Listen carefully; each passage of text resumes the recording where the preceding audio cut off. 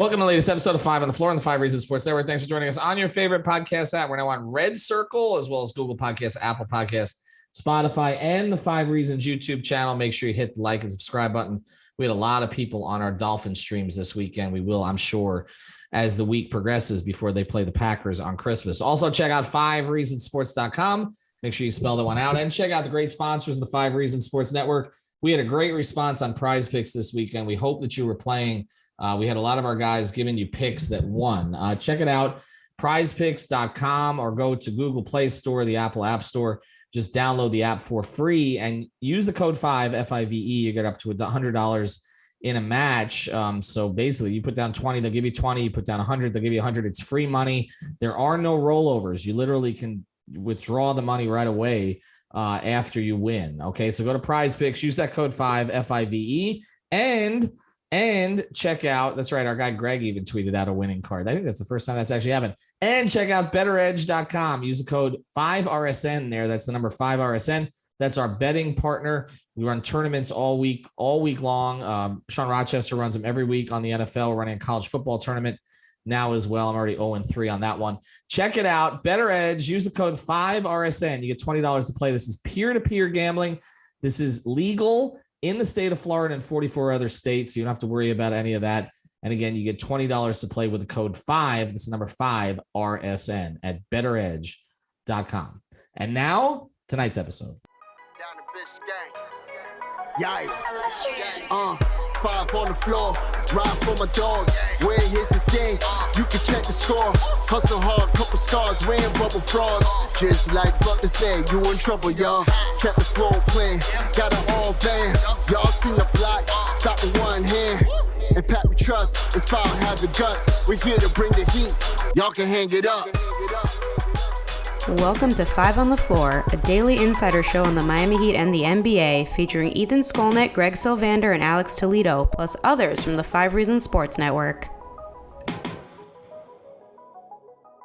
All right, welcome back to 5 on the Floor. Here's today's floor plan. I got Greg Sylvander. You can follow him at Greg Sylvander. I got Alex Toledo. You can follow him at Tropical Blanket. The Miami Heat have come home from a very successful trip. They went 4-0 against 4 teams that probably will not be in the playoffs. But a lot of key players played well on the trip, from Tyler Hero to Bam Adebayo to Jimmy Butler when he was actually playing, and also to Victor Oladipo. So there's a lot of optimism as the team comes home to face the Chicago Bulls this week, and a very favorable schedule coming up, although we don't take anything for granted considering this team has lost to Detroit and San Antonio at home and did lose to a team in Memphis without its starting backcourt, and they got thrashed there. So we don't take anything for granted, but it looks much better right now. The Heat are 7th in the Eastern Conference. They are over 500.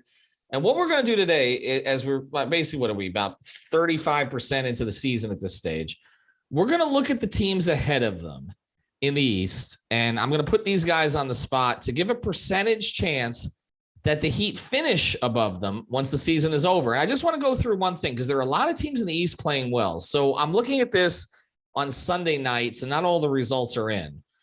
But right now, it's interesting. You look at streaks, okay? A lot of teams in the East playing better than the West right now.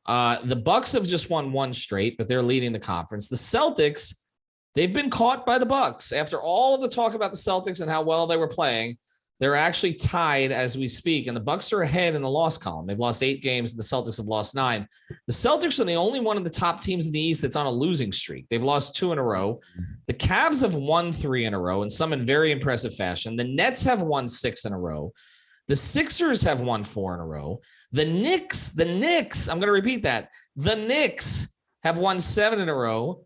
And the Heat have won 4 in a row. And right below them, the Hawks have won 1 in a row. So that's the top 8 teams in the East. All of them are on winning streaks, except the team that has been the front runner in the conference so far this season, which is the Boston Celtics. So we're going to go through this one by one, taking a look at how far the Heat are back, whether or not these teams are going to be buyers or sellers, and what the percentage chance is that the Heat finish ahead of them. So let's start, Greg. We're going to start with the Milwaukee Bucks, currently atop the conference, even though they didn't have Middleton early in the season, even though they're just getting Joe Ingles back at this stage, 21-8 as we speak, and currently 6 games ahead of the Heat.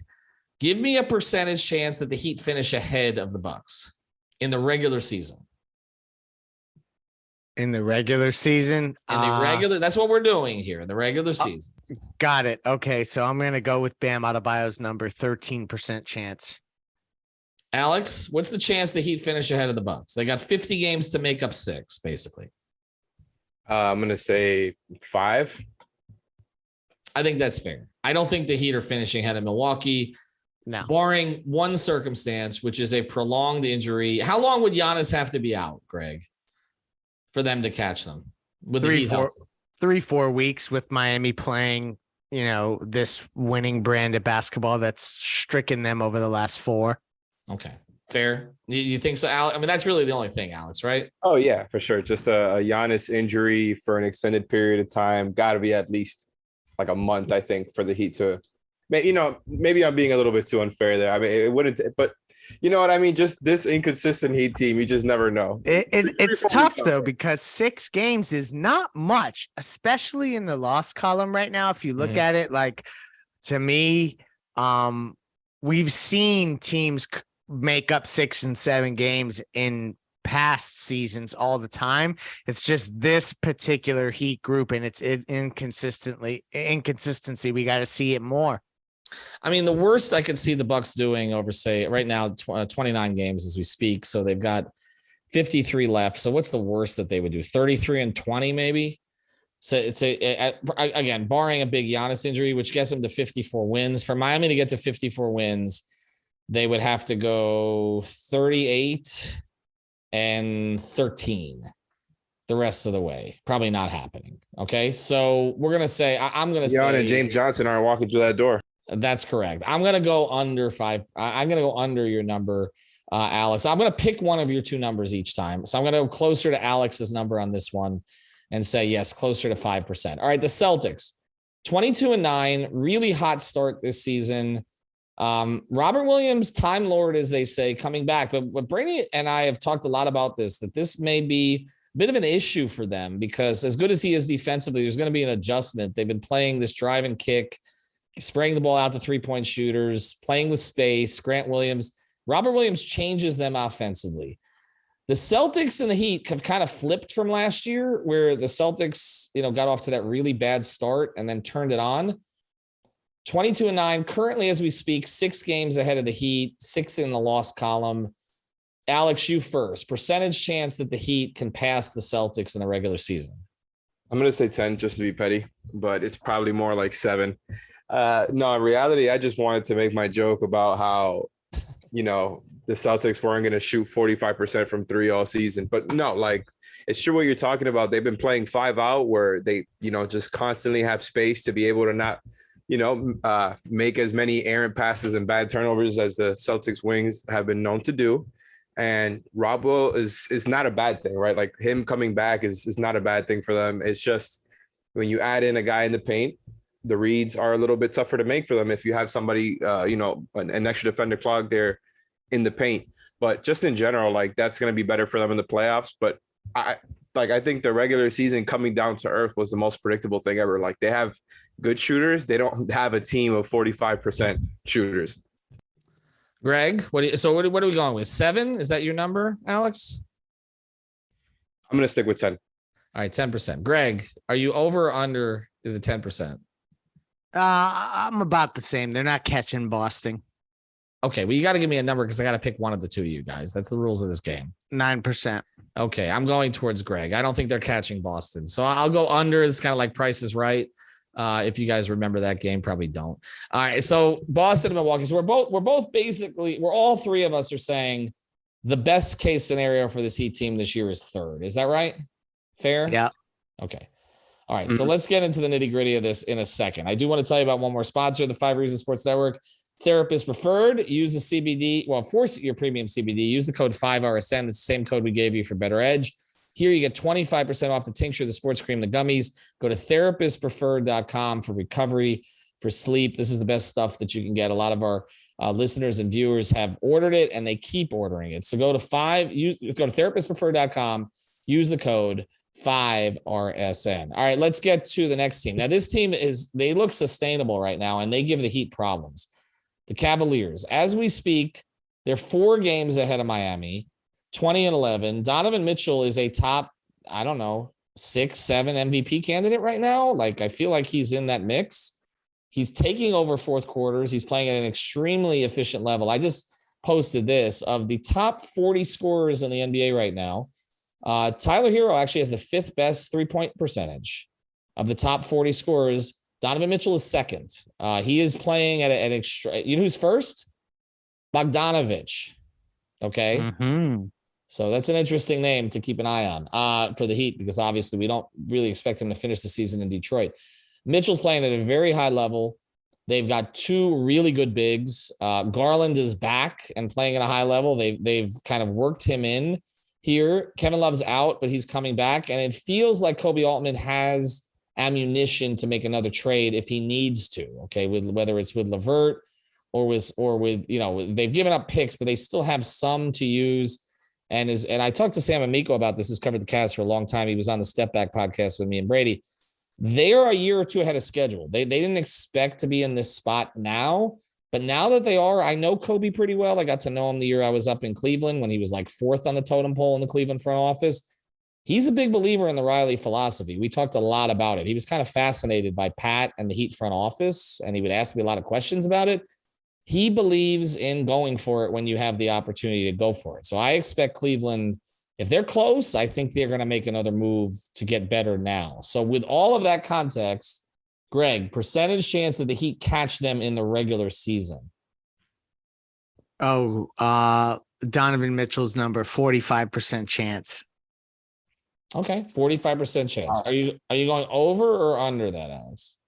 No, I'm going way under that. My number is, I think, 25. I was going back and forth between 25 and 30, but I'll go 25.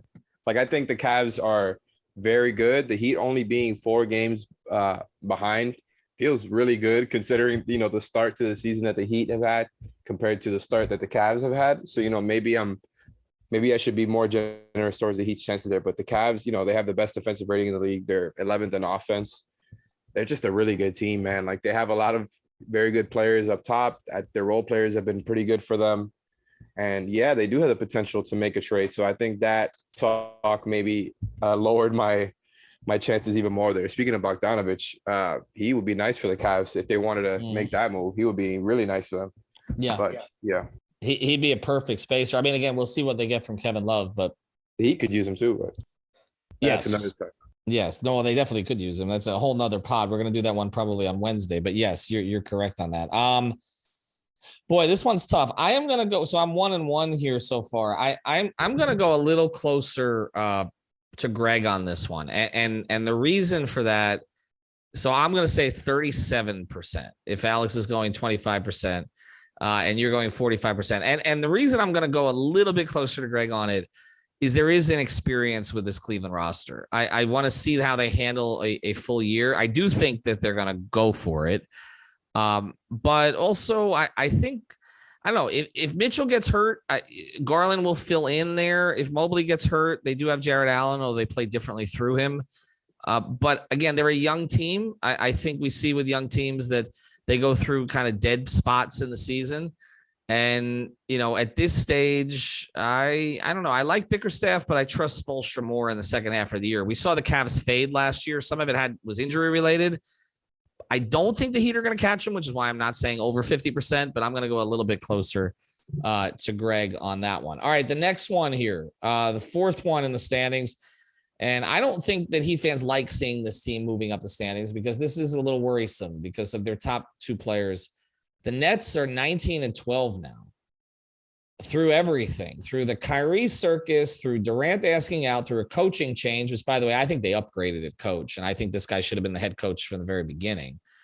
But their role players are good. Like their role players are better. We talked about this before the year. Like if they ever kind of figured out the soap opera or got it at least calmed down, that like this was a better roster than they had last year. And I think with Royce O'Neal and some of the other players they've added. So right now, as we speak again, they've won 6 in a row. They're 19-12. Durant is playing at an MVP level again, but only 3 games ahead of the Heat overall, 3 games in the loss column. Alex, percent chance that the Heat catch the Nets? I'm going to say 35. I think that's the right number. I think the Nets are a great regular season proposition. It's always just made a lot of basketball sense when you look at them on paper. They've always been the on-paper kings. Doesn't mean it'll translate to playoff success. But I just think, a relatively healthy season for their guys was always going to work.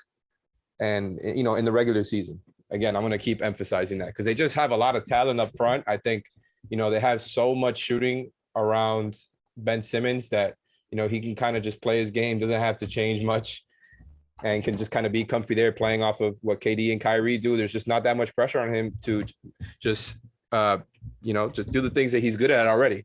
And then on top of that, like you look into some of their stuff, just a quick glance at their defensive rating, they're 14th. Like that's pretty damn good for them, right? Like I don't think we would have had them there. 14th is nothing crazy, but their defense not being very bad and, all over the place like it has in other Brooklyn Nets seasons, that's good for them. And they're 9th in offensive rating. So they're a good team. All that being said, I don't think the Heat will pass them, but I wouldn't be that surprised if they did. So you said 35%. Greg, higher or lower? We got to have the guts, y'all. Let's just cut to the chase here. The Heat are finishing 4th in the Eastern Conference. So that means every subsequent team we are about to review, I put 100% chance that the Miami Heat. Okay, you can't do that. There's not 100% chance that they're ahead of Okay, 99. There's not 100% chance that they're ahead of Detroit, Greg. Come on. But they're 7th, and they're only 3 back in the loss column of 4 and 5. So I'm feeling good about that. So Ken, on this one day, I feel good about the fact that they are going to get into the 4 seed. Yes. So you're going with 100%. Right. You're going with 100%. That's your final answer. I'll say 90 just to lower it just a bit, but I am self-aware enough to acknowledge that a week ago we were doing a podcast basically saying whose fault is this that everything has fallen apart, and now I am campaigning for them to finish 4th in the East. So I acknowledge that inconsistency and I love it. Well, here's the thing. If you're going to go with 90%, then I'm always going to side with Alex because I can't get that high. I'm going to say, but I am going to say 55%. I would lean towards them passing them. And I would lean towards them passing them because I expect another Kyrie eruption of some kind, whether it's an injury or another circus or something.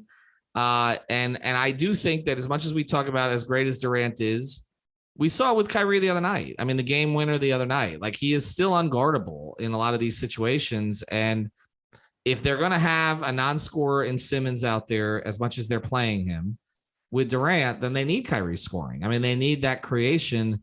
And I still think something potentially could go wrong here. So I'm all going to three say of them have had their injury issues too. So that's honestly not a bad pick. I'm going to say 55. Probably underplayed by my end.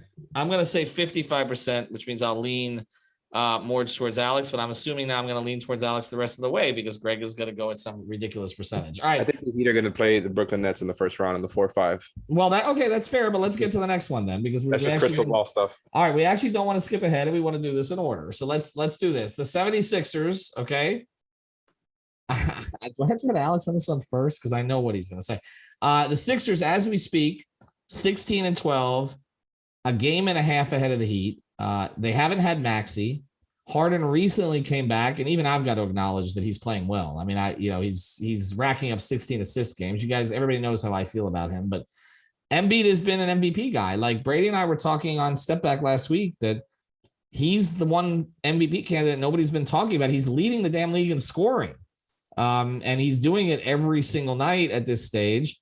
Their role guys are not bad. We obviously know that PJ is not producing for them the way that he produced in Miami, but they still got, they still have competent role players in Philadelphia. The bench is a little bit deeper than it was previously. So I don't know who I go to first on this one. I guess I go to Greg. 76% chance. That what? A 76% chance that the Miami Heat eclipse the Philadelphia 76ers in the standings. I don't think that's egregious. So you think, okay, I just want to be clear on this because we want a control group. You think there's a better chance that they pass the Nets than pass the Sixers? Is that what you're saying? No, I was just being really flagrant with my prediction for the Nets and trying to skip ahead there. I think that they have as equal a chance of passing Brooklyn as they do Philadelphia. You're going So- with 76%. Yeah. Interesting number you chose there. Alex, what's your number? It's going to be 100 for you, right? Because this is your whole Sixers thing. Yeah, have some guts, Leif. 85. I mean, something catastrophic would have to happen for the Heat to not pass the Sixers. And I say that in my most unbiased opinion. They're a good team. We'll see what happens later on. I actually had the Sixers in the top 2 in the Eastern Conference before the year because I thought Doc would get them up there in the regular season to keep his job, and then they would collapse in the second round of the playoffs. I'm still thinking there's a likelihood of that. Here's the thing about the Sixers is I think Maxi's better than Harden at this stage, okay, even though Harden's played well lately. And they haven't had – I know you're laughing at me, but I do think he's better than Harden. And so the fact that Maxi's been out – and they played this well, or that they've stayed above water, it gives me the feeling that they are going to be able to kind of persevere and stay at a relatively high seed.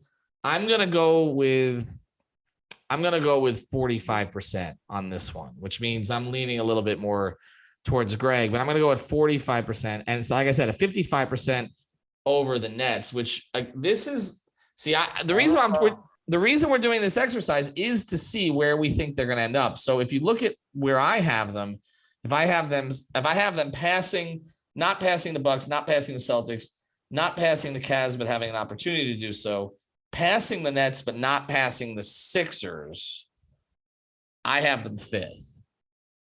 Okay. That's where I've got them.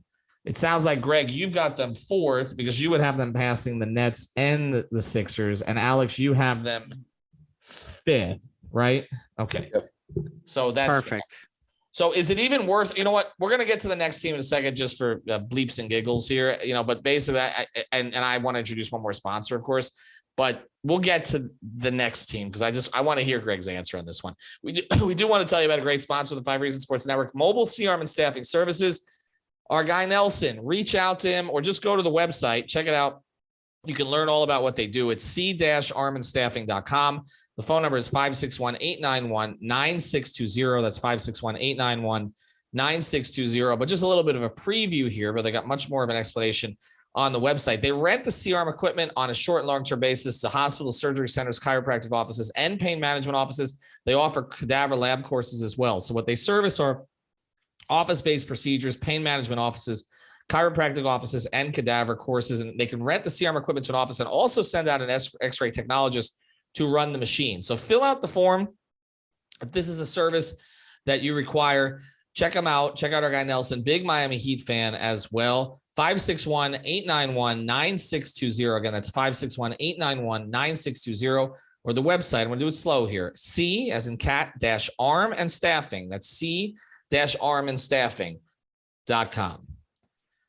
All right. I don't know what to make of this one, guys.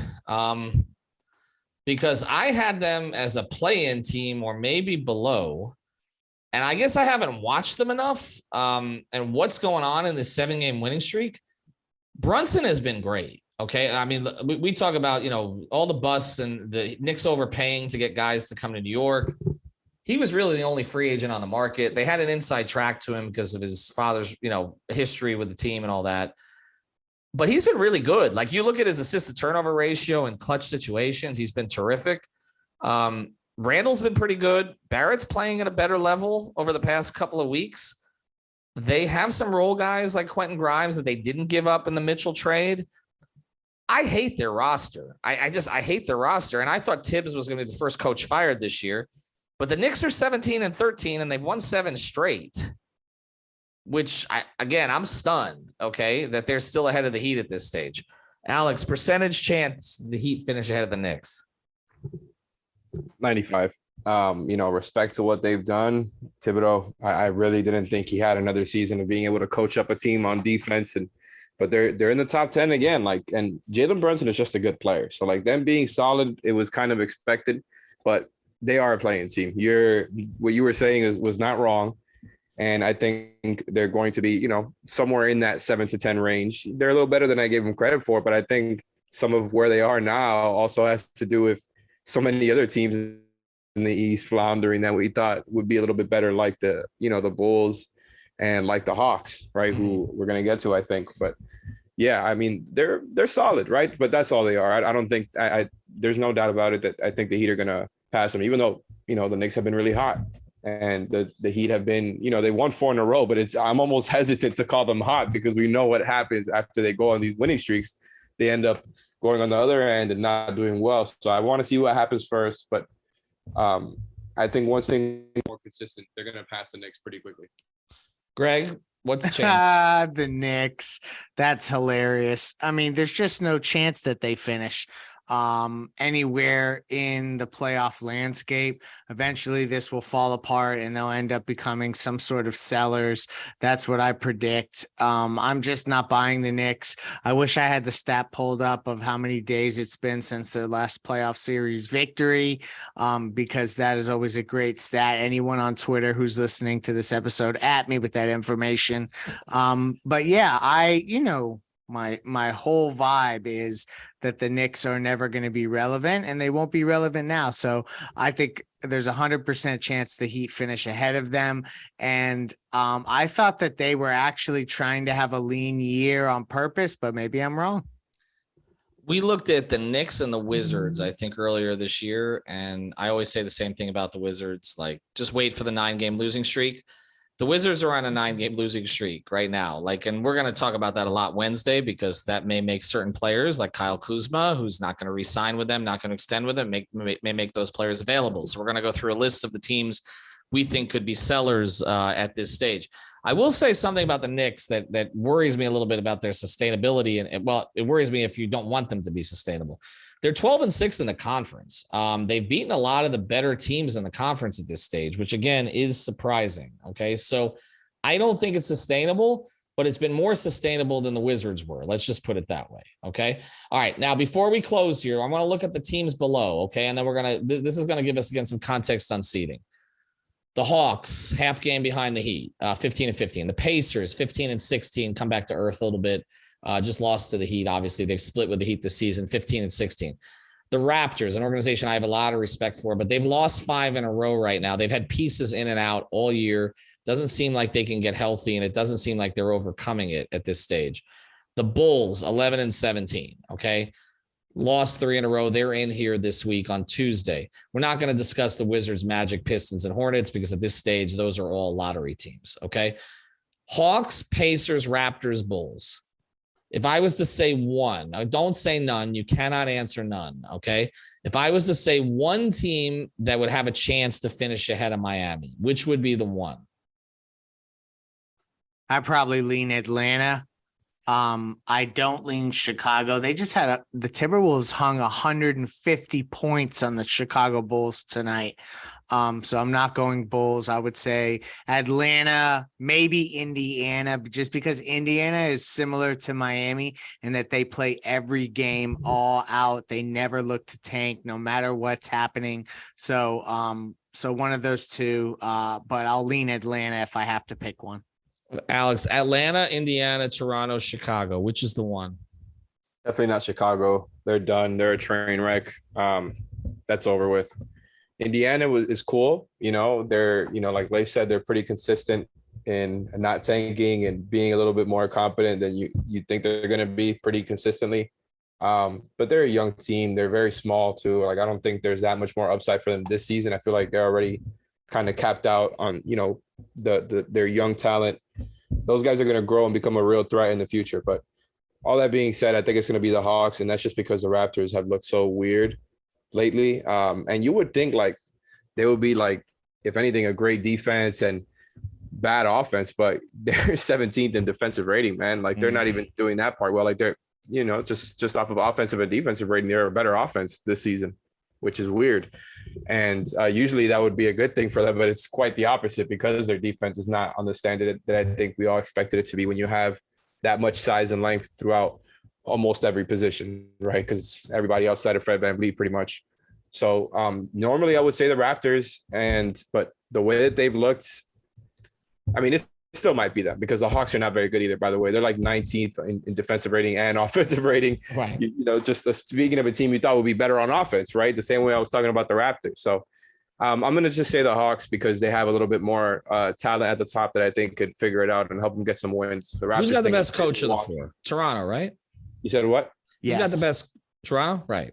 Yeah. Okay. And they have the most talent. I mean, I think the safest pick is if they were to figure it out, they're the most talented of those teams. Right. Just something stinks in Toronto, and just word on the street is they may look to make moves, not with Miami necessarily, but I just think that could lead to kind of them falling backwards versus catapulting up. Yeah, I mean, I think you look at the teams. I mean, there's some good coaches in the mix. I mean, you've got Nate, you've got Billy Donovan, obviously, and Nurse for sure, and then Rick Carlisle in Indiana. So I mean, there's accomplished coaches in that mix. I'm with you. Toronto has the most talent. Toronto has the most talent, and Masai doesn't like the tank. And I don't know that they're in a repositioning stage either. Like, I think they thought they were going to be good this year. I do. I mean, Scotty Barnes coming off Rookie of the Year. You had Siakam. You've got Van Vliet. Their bigs have not played particularly well this season. I think, Alex, you hit on it. They haven't been as good defensively as we anticipated. It just looks like they need to move pieces around, honestly. So that kind of trade could be catalyzing for them because Masai tends to make really good trades. I would say it is Toronto. I do not see Atlanta finishing ahead of Miami this year. I don't. As good as Murray has been, they've slipped in other areas. I think the league has figured out Trae Young to a certain extent, honestly, at least when it matters. Hot take. Well, for a trade. He's going to put up numbers, but I think what Miami did to him last year is going to take a little bit of time to recover from in terms of the way that he plays. So I'm going to say Toronto, but I guess to close here, and we appreciate our sponsors, Prize Picks, use code 5. Therapists prefer to better edge, use code 5RSN, and of course, C-Arm Staffing. Go to c-armstaffing.com. I mean, I guess none of us, we went from a stage where we're like, okay, could they be a play-in team? I don't see threats to the Heat making them a play-in team at this stage, right? Are the Knicks the biggest threat? Like, is that seriously where we are? This is a very Stu Gotts show of us. It is, but I wanted to do the exercise because when you start to go through it, you're like, okay, in the macro, the Heat were not playing well. They went on that 4-game trip coming off a loss against the Spurs. The sky is falling, but then you can kind of see what the front office sees, which is that you're so right. Right. Which is that, you get on a little run here, like with a little bit of health, and there's nobody that scares you. I mean, even Boston has come back to earth. And even if the three of us are kind of in agreement, they're not going to catch Boston and Milwaukee. They are in striking distance for the 3 seed. I mean, the Cavs, I think all of us have the Cavs ahead of them, but they're catchable. And then, so you're really talking about, can you finish ahead of Philadelphia and Brooklyn? And so I think we're kind of in the same thing where you've got Cleveland, Philadelphia, Brooklyn, and Miami competing for 3 versus 6, right? I mean, that doesn't put you in danger of the play-in because we don't think the Knicks are a serious threat. We don't think Atlanta is a serious threat. We don't think Toronto at this stage is a serious threat, right? Fair? I mean, the Heat are going to finish between 3 and 6. If I was to say to you right now, take that bet right now, okay? They're going to finish between 3 and 6. Greg, you would say... I'd say absolutely. And all this content, and this is exactly what we said was going to happen in the summer, right? Right. It's pretty much. I mean, they're somewhere between 3 and 6 in the Eastern Conference. So it's just about getting players that are going to help you have the best possible closing rotation in the playoffs. That's really what it's about right now. All right. Thanks to all of our listeners. We'll be back, obviously, with more episodes this week. Actually, maybe we'll do that on Monday. Maybe we'll do that episode about which teams may sell at this stage and what players the Heat might be able to pluck. Then we've got the Chicago game Tuesday, and then we're going to bring on more people from the network as the week progresses. Have a good night, everybody. Thank you for listening to the 5 on the Floor on the 5 Regional Sports Network.